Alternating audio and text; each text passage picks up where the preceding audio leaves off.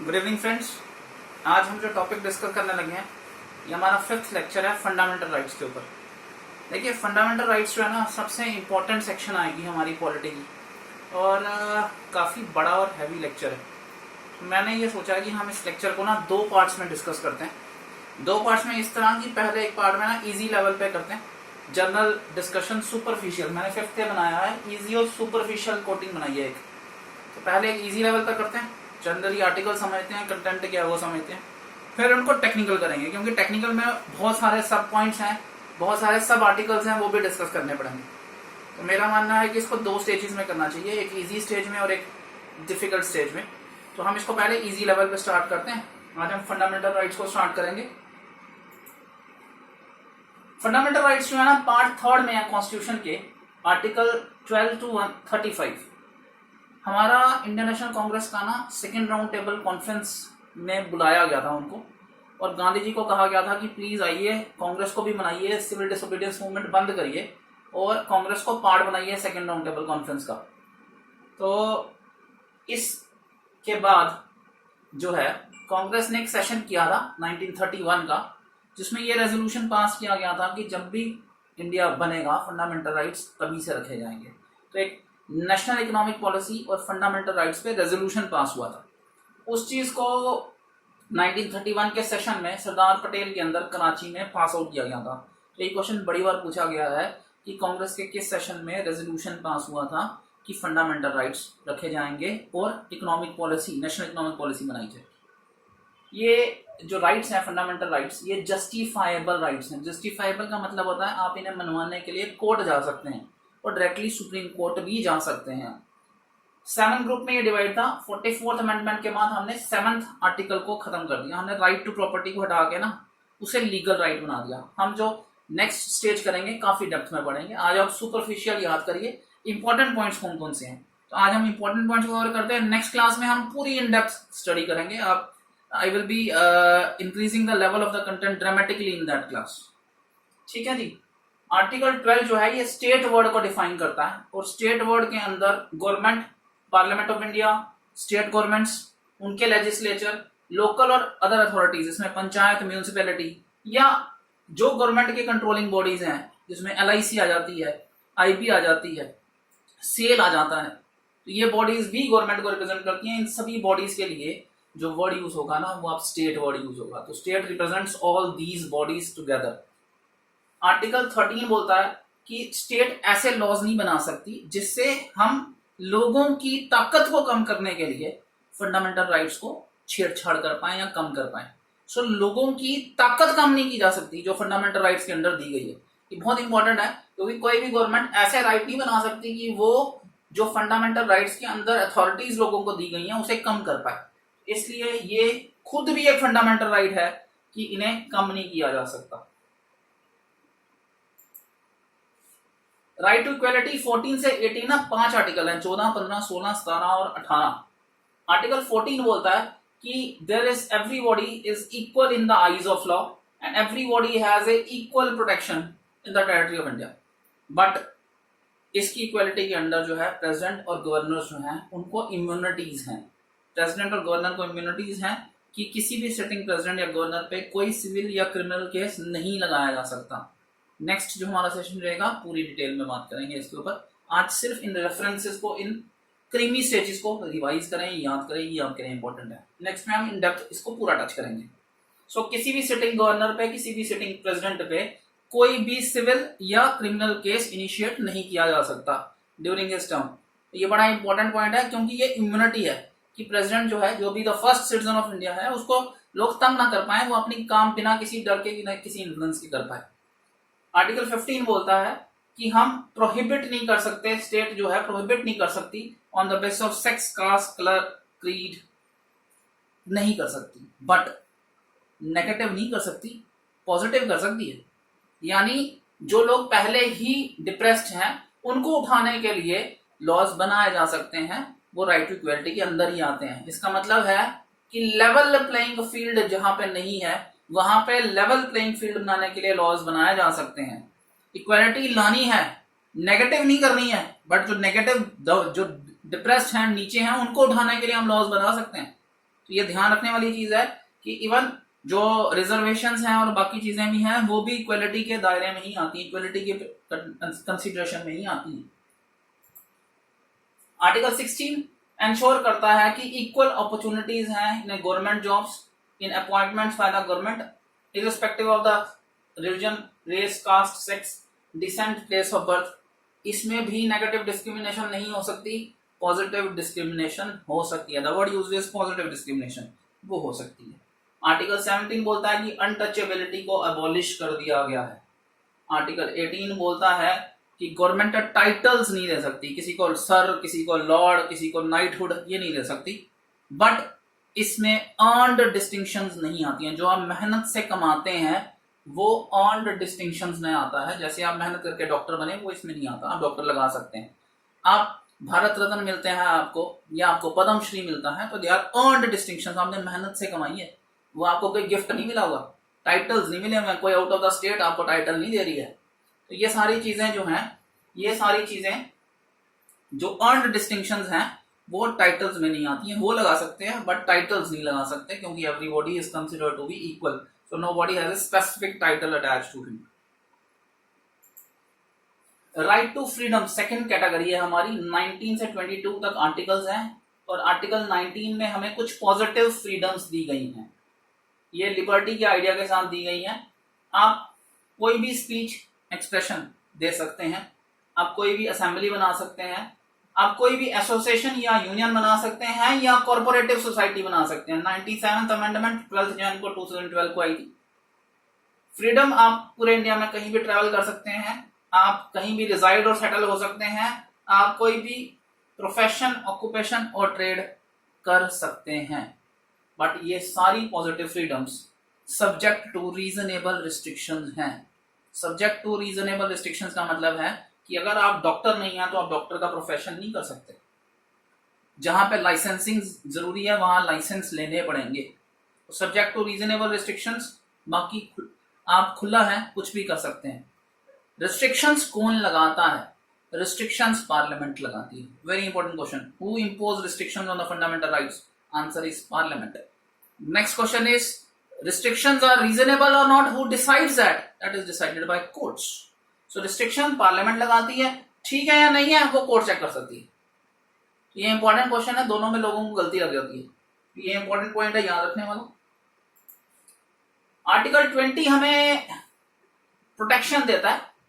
ये कौन कौन सी प्रोटेक्शन है मैं आपको बताता हूँ। ये प्रोहिबिट करता है from retrospective criminal legislation. Retrospective criminal legislation का मतलब है बदलते लॉज आप पे एप्लीकेबल नहीं। ये सिंपल सा मतलब है। अगर आज आपने क्राइम किया, उस क्राइम की सजा 2 साल है, आप जेल में हैं, आपने आधा साल निकाल दिया या 1 साल निकाल दिया, उसी क्राइम के ऊपर लॉ चेंज हो जाता है और उसकी सजा 5 साल हो जाती है, तो आपको वापस बुला के उसको सजा नहीं दे सकते। तो इसका मतलब है कि जो लॉ जिस दिन एप्लीकेबल है उसी दिन वो अप्लाई होगा, मॉडिफाई होने पर वो लॉ एप्लीकेबल नहीं होता। इसकी सबसे बड़ी एग्जांपल है, दिल्ली रेप केस हुआ था निर्भया का, उसमें एक जुवेनाइल था। जुवेनाइल को उस दिन के हिसाब से ही वाज जुवेनाइल, तो उस दिन के हिसाब से he was 17 plus, but he can not be considered as a 18 plus and he can not be treated as a mature. उसको जो सजा मिली वो जुवेनाइल के अंदर मिली, बाकियों को डेथ सेंटेंस मिली। और उसके दिन के बाद से बहुत डिमांड उठी कि जुवेनाइल की एज को कम करना चाहिए, जो 14 ईयर्स कर दिए। अब लॉ तो चेंज हो गया, 14 ईयर हो गई। 14 ईयर के आगे कोई भी ऐसा क्राइम करेगा उसे मैच्योर की तरह ही ट्रीट किया जाएगा, एडल्ट की तरह ही ट्रीट किया जाएगा। बट इशू ये हुआ कि उस बंदे को जिसने ये क्राइम किया था उस दिन के लॉ के हिसाब से जुवेनाइल वाला ट्रीटमेंट ही मिलेगा। तो आज भी वही लॉ उस पे एप्लीकेबल है। लॉ बदल जाने से नया लॉ पुराने क्राइम पर एप्लीकेबल नहीं होता है। That is called the retrospective criminal legislation. Second is punishment for the same offence defies. इसका मतलब है, सपोज मैं एग्जांपल देता हूं, आप एक चोरी करते हैं, आपकी चोरी की सजा 5 साल होती है, आप 5 साल की सजा काट के वापस बाहर आते हैं। गवर्नमेंट ये नहीं बोल सकती या कोर्ट ये नहीं बोल सकती मजा नहीं आया जी, ये हमें अच्छा नहीं लगा, दोबारा सजा देनी है, ये बंदे से मजा नहीं आया, इसको 5 साल और देंगे। तो हम उसी क्राइम के लिए दोबारा सजा नहीं दे सकते। एक बार आपने सजा काट ली, आपका क्राइम के साथ वो काम खत्म हो गया, आप दोबारा चोरी करें, दोबारा सजा मिले तो वो आपको एप्लीकेबल है। बट पुरानी चोरी के लिए दोबारा सजा नहीं मिल सकती जब आपने वो काट ली हो या वो चेंज नहीं की जा सकती।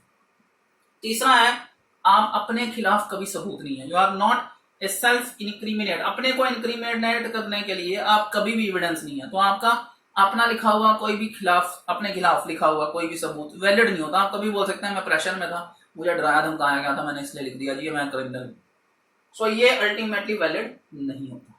तो ये 3 प्रोटेक्शन हमें फंडामेंटल राइट के अंडर अवेलेबल। आर्टिकल 21 हमें लाइफ और लिबर्टी की प्रोटेक्शन देता है even in case of national emergency. याद रखिएगा आर्टिकल 20 और 21 जो है ये दोनों नेशनल इमरजेंसी में वैलिड हैं। इसका मतलब है गवर्नमेंट ये नहीं बोल सकती कि नेशनल इमरजेंसी लगी हुई है 200 बंदे मार दो। तो लाइफ को बचाना और लिबर्टी को बचाना इवन नेशनल इमरजेंसी में गवर्नमेंट की ड्यूटी है कि वो इनको बचाएं। तो ये गवर्नमेंट की ऑब्लिगेशन में आता है, गवर्नमेंट की ड्यूटी में आता है। गवर्नमेंट किसी भी हालात में ये नहीं बोल सकती कि बंदे मार दो, उसे हर केस में ये लाइफ और लिबर्टी बचानी है। आर्टिकल 24 हमें प्रोटेक्शन देता है अगेंस्ट अरेस्ट या डिटेंशन। क्या क्या प्रोटेक्शन है? जिसको अरेस्ट किया जाएगा उसको ग्राउंड बताया जाएगा कि उसे किस ग्राउंड पे अरेस्ट किया जा रहा है। सेकंड, वो अपने लॉयर को बुला सकता है, लीगल प्रैक्टिशनर को बुला सकता है, उसे मना नहीं किया जा सकता, वो उसकी एडवाइस ले सकता है। थर्ड, उसे 24 घंटे के अंदर नियरेस्ट मैजिस्ट्रेट के आगे पेश करना है, then the magistrate will decide. Generally police आपके अगेंस्ट जो केस फाइल करती है उसमें मैजिस्ट्रेट को बताती है कि हमने इस इशू में इसको पकड़ा है और हमें कितने दिन की रिमांड चाहिए, इतने दिन के इशू चाहिए।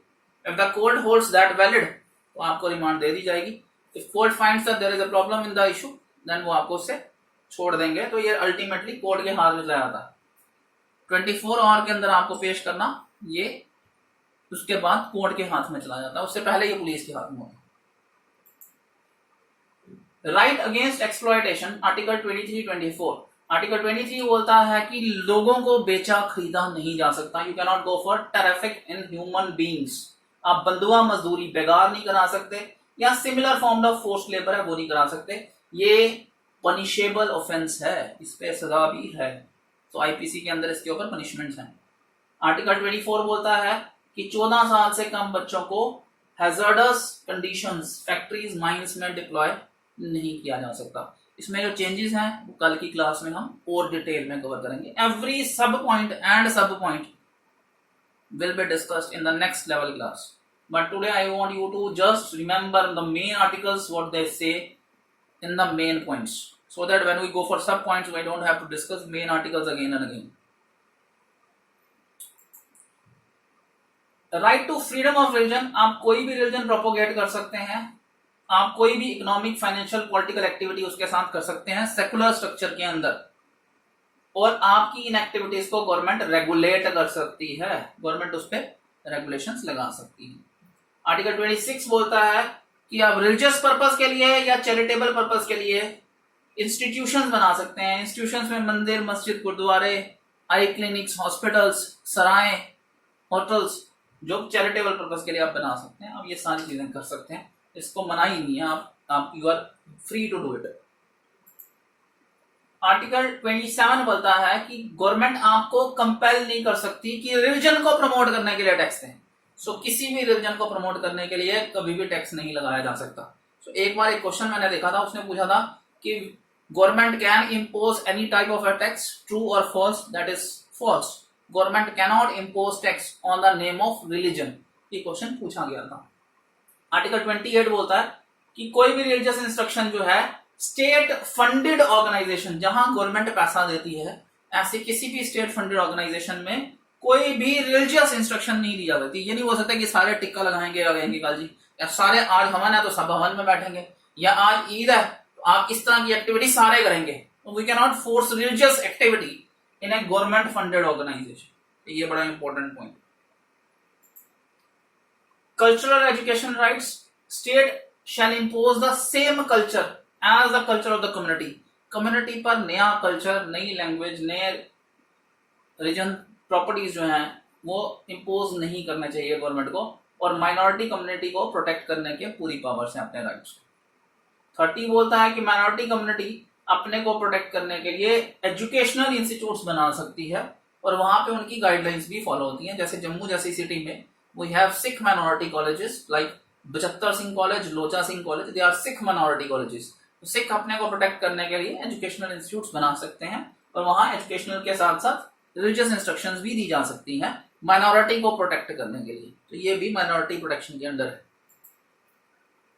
अगर आप ध्यान दें, पीछे वाला आर्टिकल आपने देखा हो, तो we have 30th article and directly we move to 32 article. जो 31 आर्टिकल है ना, उसे सेविंग्स ऑफ द लॉ बोलते हैं, वो इसके बाद पढ़ेंगे हम। आर्टिकल 32 को heart and soul of the constitution कहा था। Soul and heart of the constitution B R Ambedkar ने कहा, यही ताकत है भाई फंडामेंटल राइट की। इसे जो बोला जाता है, इसके अंदर रिट्स अवेलेबल हैं जो हमें ताकत देती हैं कि हम अपने फंडामेंटल राइट को मनाने के लिए कोर्ट जा सकते हैं। आर्टिकल 32 को राइट टू कॉन्स्टिट्यूशनल रेमेडी बोलते हैं और ये सिटीजन्स को ये पावर देता है कि वो अपने फंडामेंटल राइट्स मनवाने के लिए डायरेक्टली सुप्रीम कोर्ट भी जा सकते हैं फंडामेंटल राइट के अंदर। इसके अंदर हमारे पास 5 रिट्स अवेलेबल हैं। The first writ is habeas corpus. Literal meaning है इसका कि बॉडी दिखाओ, बंदा दिखाओ मुझे। सो अगर कोई बंदा अरेस्ट हो जाता है तो उस अरेस्टिंग अथॉरिटी के अगेंस्ट हम कोर्ट में जा सकते हैं। कोर्ट उस अरेस्टिंग अथॉरिटी को बोलती है कि बॉडी मुझे दिखाओ भाई, बॉडी मुझे दिखाओ, फिर मैं बताऊंगी इसको रखना है या छोड़ना है या क्या करना है। सो आप अगर कोई अरेस्ट करके कोर्ट में आपको पेश ना करे तो आप कोर्ट जा सकते हैं through the writ of habeas corpus. 2 writs हैं, मैंडेमस और को वारंटो। ये दोनों रिट्स गवर्नमेंट एम्प्लॉइज के अगेंस्ट अवेलेबल है, गवर्नमेंट ऑफिसर्स के अगेंस्ट अवेलेबल है। ठीक है जी। अगर किसी गवर्नमेंट अथॉरिटी कोई काम नहीं कर रही है या गलत काम कर रही है, उसको कैसे रोकोगे? अगर गलत कर रही है तो रोकोगे कैसे? अगर नहीं कर रही है तो करवाओगे कैसे? तो उसके अगेंस्ट जो रिट कराई जाती है वो मैंडेमस की कराई जाती है। कोर्ट बोलती है कि we command you to do it. तो कोर्ट कमांड कर देती है पब्लिक अथॉरिटी को ये काम करने के लिए। को वारंटो में हम जो कुर्सी पे बैठा हुआ इंसान है उसकी ताकत चेक करवाते हैं। कुर्सी पे बैठा हुआ इंसान, सपोज जो आदमी कुर्सी पे बैठा हुआ है उसके पास उस कुर्सी पे बैठने के लिए गवर्नमेंट ऑफिस में बैठा है, उस गवर्नमेंट ऑफिस में बैठने की ना तो अथॉरिटी है ना उसके पास सपोज करते हैं एजुकेशनल क्वालिफिकेशन है, या वो गलत तरीके से वहां आया हुआ है। उसको कैसे चेक कराओगे कि जो वहां बैठा हुआ है वो अकॉर्डिंग टू लॉ सही बैठा हुआ है या नहीं बैठा हुआ है? इसको चेक करवाया जाता है कि जो पब्लिक अथॉरिटी की पोजीशन में बंदा बैठा है वो प्रोसीजरली राइट है वहां के लिए या नहीं है। That is through the writ of quo warranto. ठीक है। ये जो बंदा ऑफिस के लिए ऑथराइज नहीं होता, अगर वो बिठा दिया जाए तो उसे निकाला जा सकता है through the writ of quo warranto. 2 और रिट्स हैं, सर्टोरी और prohibition. These 2 writs are available against lower courts. ये लोअर कोर्ट्स के अगेंस्ट अवेलेबल है। अगर कोई चलता हुआ केस है और वो केस लोअर कोर्ट में उसकी अथॉरिटी ये बाहर चला जाए। मैं एक एग्जांपल देता हूं। सपोज मेरा किसी एबीसी से जमीन का झगड़ा है, सिविल केस है, कोर्ट में चल रहा है। वो रात को कुछ गुंडे भेज के ना मेरी टांग वगैरह तोड़वा देता है, मेरे पे हमला करवा देता है। Now it becomes a criminal case. तो ये सिविल कोर्ट में कैसे चलेगा? So that case has to be shifted to a court where the proper authority is there to decide on those issues now. So एक चलता हुआ case अगर court की अथॉरिटी ये बाहर चला जाता है तो आप उससे बड़ी कोर्ट में उसे इशू करवा सकते हैं, शिफ्ट करा सकते हैं to the writ of certiorari. Prohibition में डिसाइडेड केस होता है। मेरा जमीन का झगड़ा था, जमीन उसके नाम कर दी, I am not satisfied, I can go to a higher court demanding the prohibition on the earlier order and I can ask that new court, higher court to decide again। मैं उस नई हायर कोर्ट को बोल सकता हूँ कि आप decide करो जी, मैं पिछली कोर्ट के डिसीजन से खुश नहीं हूँ, ये गलत हुआ है मेरे साथ, आप डिसाइड करो जी मेरे साथ क्या करना है। तो जो डिसाइडेड केस हायर कोर्ट में लिया जाता है that is through the writ of prohibition. Savings of the law article 31A, 31B और 31C है। इसके अंदर गवर्नमेंट को कुछ प्रोटेक्शंस दी गई हैं। देखिए जब फंडामेंटल राइट बने ना तो उन्होंने गवर्नमेंट को काम करने में बड़ी परेशानी दी। बड़े परेशानी का क्या मतलब है? गवर्नमेंट कोई भी अच्छा काम करना चल जाती थी, किसी ना किसी का फंडामेंटल राइट खराब हो जाता था, वो उसे कोर्ट ले जाता था, गवर्नमेंट अच्छा काम पीछे रह जाता। उस चीज को ठीक करने के लिए, जैसे जमींदारी सिस्टम को ठीक करने के लिए गवर्नमेंट ने अपने हाथ में कुछ प्रोटेक्शन ले ली। उसके अंदर जब वो जमीनों की प्रॉपर्टी ली गई तो वो कोर्ट नहीं जा सकता था। That is in 31A। 31B में 9th शेड्यूल रखा गया। 9th शेड्यूल के अंदर पड़ी हुई आइटमों के लिए कोर्ट नहीं जाया जा सकता। आगे डील डिस्कस करेंगे डिटेल में। ये 31B में है।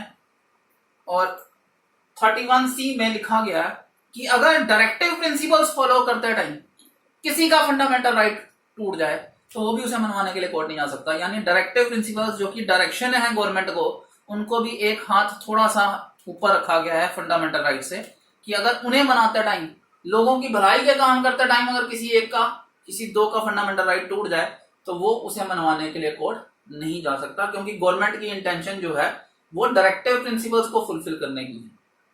तो ये जनरल फंडामेंटल राइट का एक ब्रीफ आइडिया था। जो हमारी नेक्स्ट क्लास रहेगी हम उसमें काफी डिटेल में पढ़ने वाले हैं। मेरी रिक्वेस्ट ये है कि इसको, इस लेक्चर को कम से कम 1-2 बार गो थ्रू करिएगा, 2 से भी ज्यादा बार कर सकते हैं, ताकि आप ये आर्टिकल्स समझ पाए। और दूसरी रिकमेंडेशन ये है कि लिख लें, लिखने से ये होगा कि थोड़ा आइडिया बन जाएगा, थोड़ा सा हेल्प होती है। जो राइटिंग होती है ना उसका विजुअल बनता है, और विजुअल जो होता है उसका इंप्रेशन जो होता है वो लंबा रहता है, लॉन्गर रहता है। तो अगर आप लिखेंगे तो आपके लिए ज्यादा बेनिफिशियल होगा। मेरी रिकमेंडेशन है कि प्लीज लिख लें। लिखने के बाद जो है आपको जब नेक्स्ट क्लास लेंगे तो आप उसके साथ कोरिलेट कर पाएंगे। इन्हीं आर्टिकल्स की डिटेल्ड एक्सप्लेनेशन हमारी कल की क्लास में होगी, जो हमारी 5th B क्लास होगी, उसमें हम काफी डिटेल में पढ़ेंगे। आज हम यहीं तक करेंगे जी। Thank you, good night.